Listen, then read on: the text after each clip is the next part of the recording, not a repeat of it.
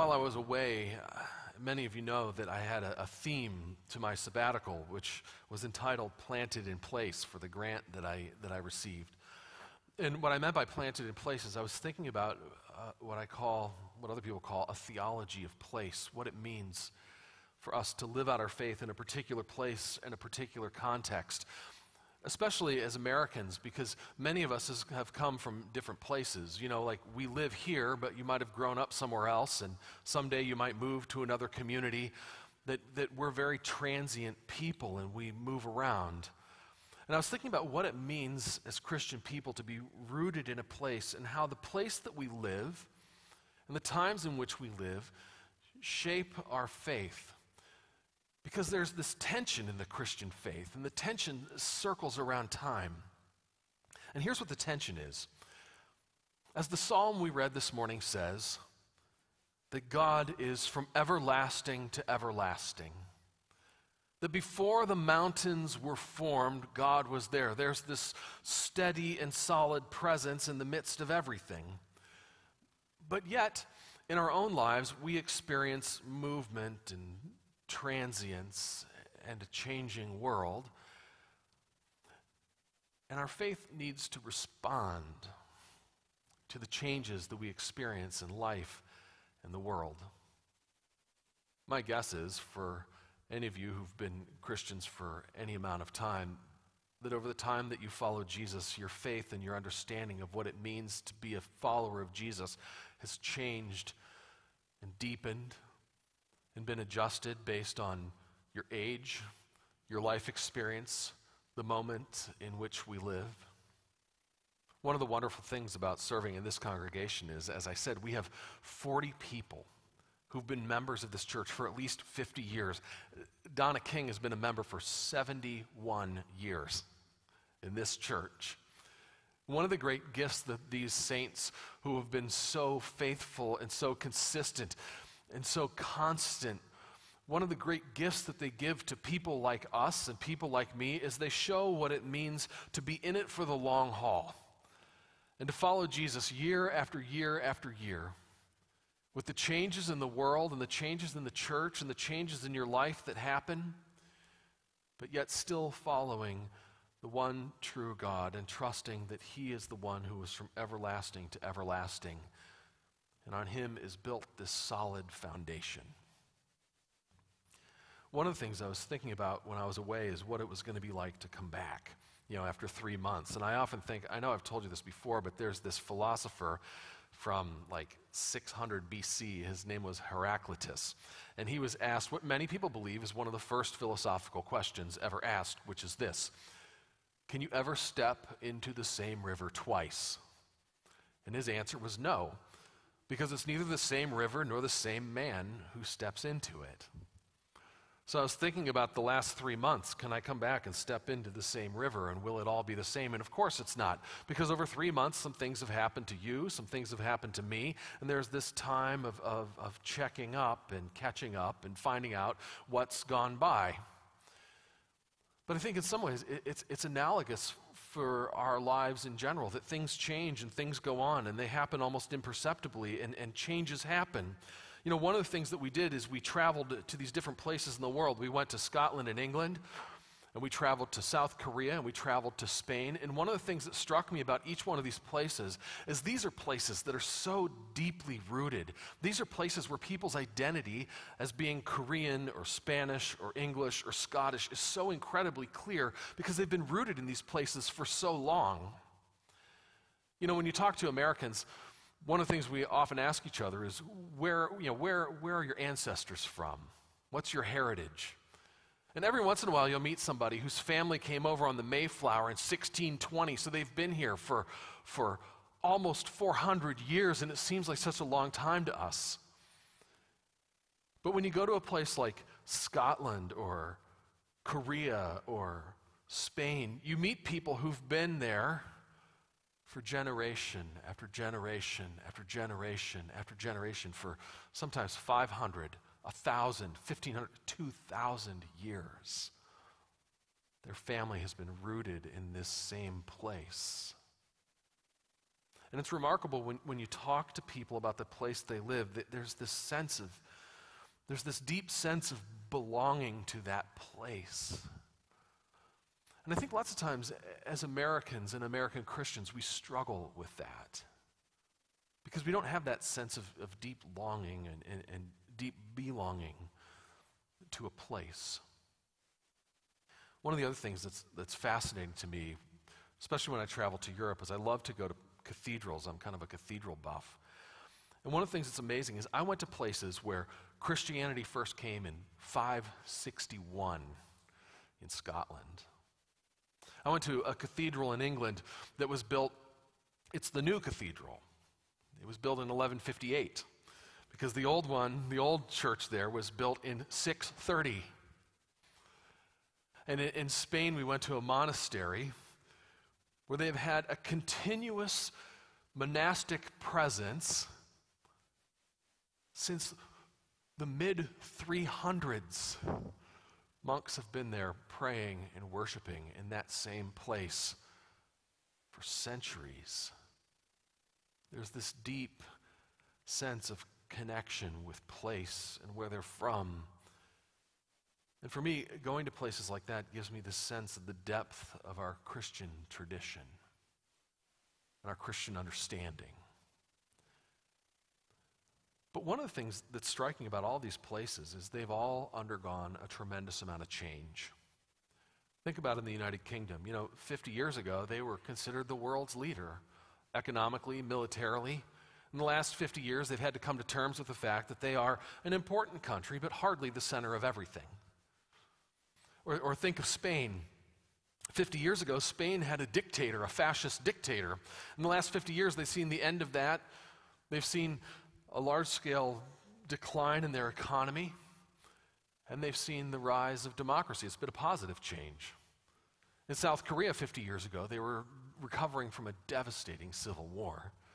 We went on a tour where we were told by the tour guide that until the early 1980s, North Korea was more economically advanced than South Korea. And then they underwent this economic miracle in the mid-80s and early 90s, and it's now one of the most modern, wealthiest societies in the world. And in all these places, there's this tension that underlies it. There's this tension because there's this rapid change that happens, and there's their traditions that they hold, and sometimes they struggle to come together, and they find themselves in conflict with each other. Especially in Spain and in the United Kingdom, this conflict is in the church. I was talking to an Anglican priest at this community in Scotland, and he told me when he was ordained over 60 years ago, he said all the churches were full. He just showed up and they were just packed. Everyone went to church. He says he doesn't know what happened, but over time, he says there were just fewer and fewer people. He says by the time he retired, they were empty. Did you know that in the United Kingdom, less than 5% of people go to church on any given Sunday or consider themselves churchgoers at all? But when I asked this priest, he didn't know how it happened. And then I came across this article that talks about change. And to talk about change, this author talked about Ernest Hemingway's book, The Sun Also Rises, and there's this conversation between two characters where one character says to another, he says, "How did you go bankrupt?" And here was his answer: "Gradually and then suddenly." And the author said, this is how changes happen. They happen gradually and then suddenly. When you look back, you can see how things were changing and morphing over time, but you didn't notice until all of a sudden it seems like everything is completely different. Then the author said, part of the reason this happens is because human beings suffer from what's called recency bias. What that means is that we think whatever is happening now has always been happening and is the most important thing ever to happen, and that it will never change. Now, part of our recency bias is we think that recency bias is a new thing. Like now is the only time when nothing's ever going to change. But the reality is people have been like this forever. And we know this from the scriptures that we read this morning, because these scriptures are talking about this recency bias. They're talking about this bias that we have, that what's happening now will happen forever.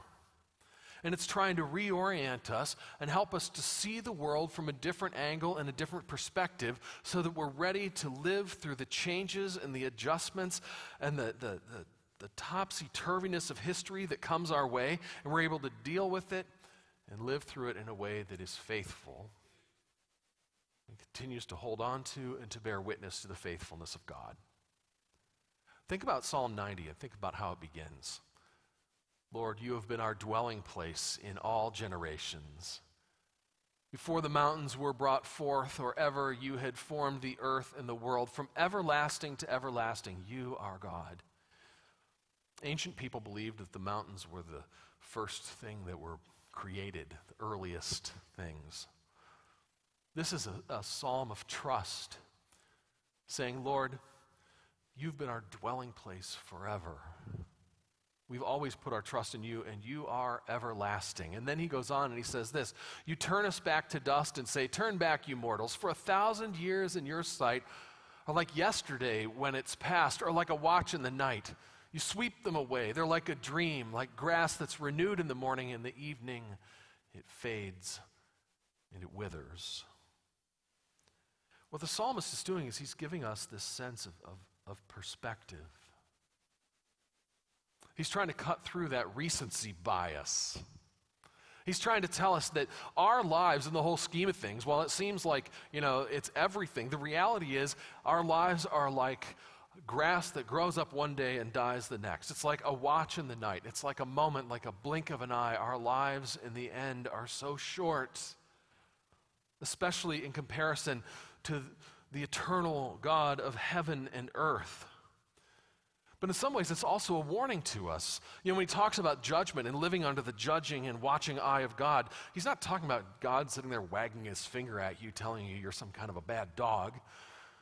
Instead, he's saying that we live our lives in the presence of God, that God sees everything that we do, and that we ought to understand ourselves and our lives rightly.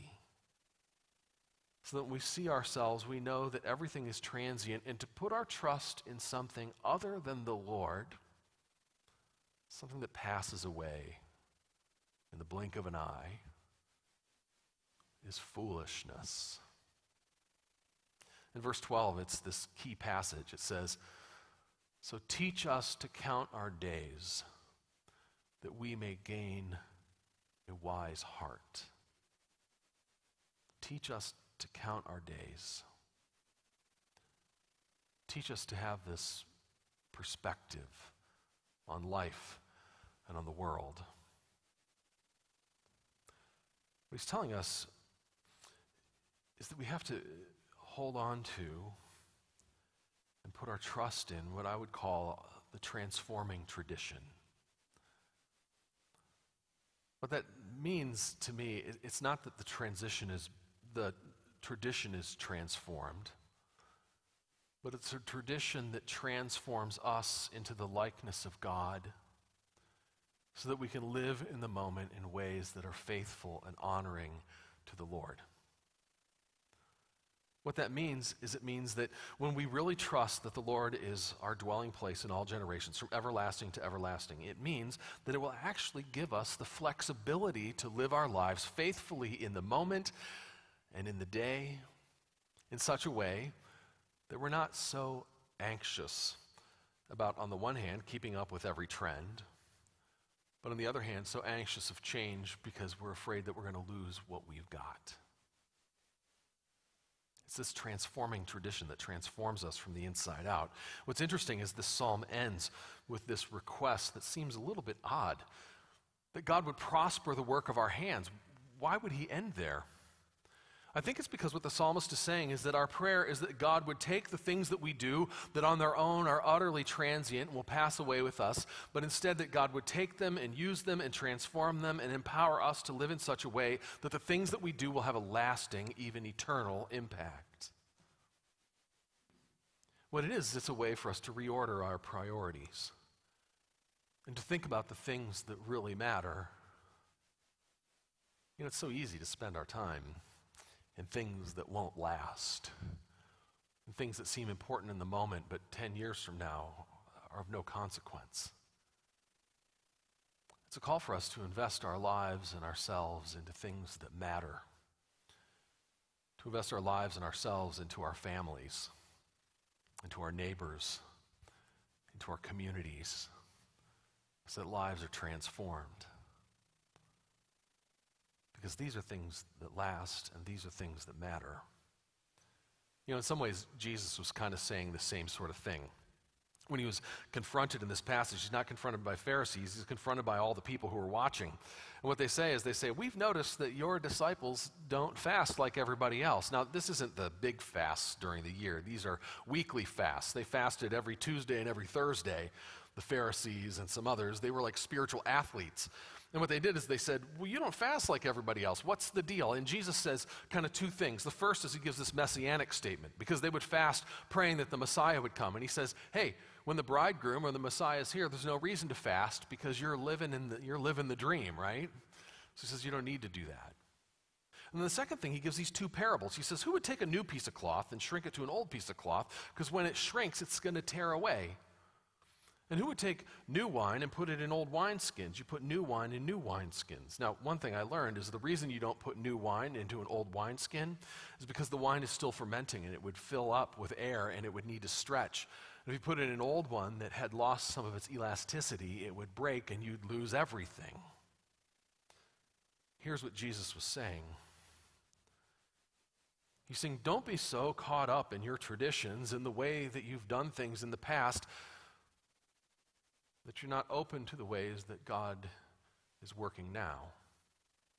Don't be so caught up in the way that everything was done in history that we aren't able to respond to the current moment. Don't get caught up in recency bias, where you think that just because it's what we do now, it's what we're going to do forever.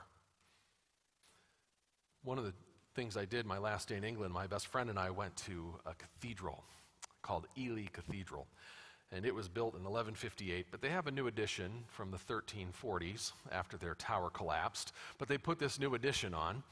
And we went and we did this tour. We went through the whole thing. And we had this great tour guide, and they sent us to a stained glass museum, which I'm sure now you'll all want to go there, to the stained glass museum. It was fantastic, though, because I learned something about stained glass I didn't know. Now, I always had this idea that stained glass was put in medieval churches because you're dealing with a pre-literate group of people who had no idea what the Bible said, so the windows would tell the story of Scripture so illiterate people could see it in pictures. Well, it turns out that's not true.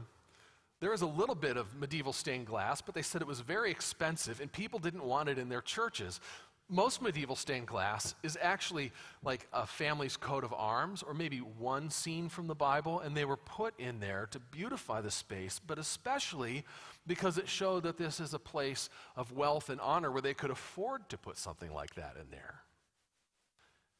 It was when they redid all their cathedrals throughout England in the 1830s, 40s, and 50s that they filled them with stained glass, and here's why.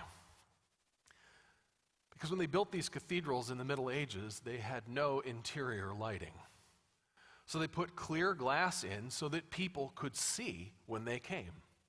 They wanted light to come in so people could follow along in the prayer book or follow along in the Bible and see what the priest was doing and see what they were doing at the table. They wanted people to be able to experience worship and to experience the Lord in that place. By the time the Victorians had come along, they had gas and oil lights that they hung all over the sanctuary, and they looked and thought they looked a little dark and dim, so they wanted to add some beauty and some color. So they took out the clear glass and they added the stained glass to tell the story of Jesus' life and faithful people who followed him. For me, it struck me as an analogy of what we do in the church.